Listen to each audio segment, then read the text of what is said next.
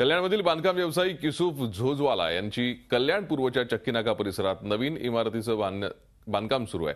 त्यांच्या साईट कार्यालयात सोमवारी सकाळी शिवसेनेचे माजी परिवहन सभापती नवीन गवळी हे आपल्या 20 ते 25 समर्थकांसह जबरदस्तीने घुसले।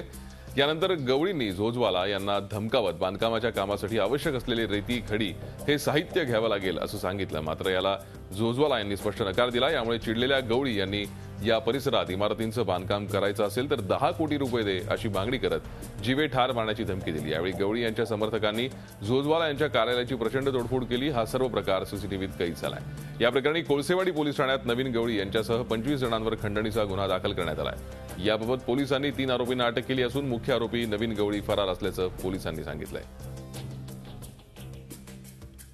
दमदाटी देऊन त्याला सांगितलं का तुम्ही काम कसं चालू करा। माझ्या शेतला जे पैसे कबूल मागितले तेवढे पैसे दिले नाही तर तुम्ही काम कसं सुरुवात केली आणि त्याला मारायची सुरुवात केली।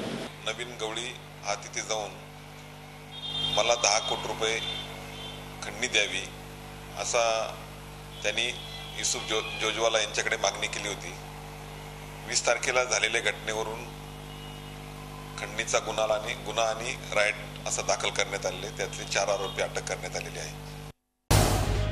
झी 24 तास रहा एक पाऊल पुढे।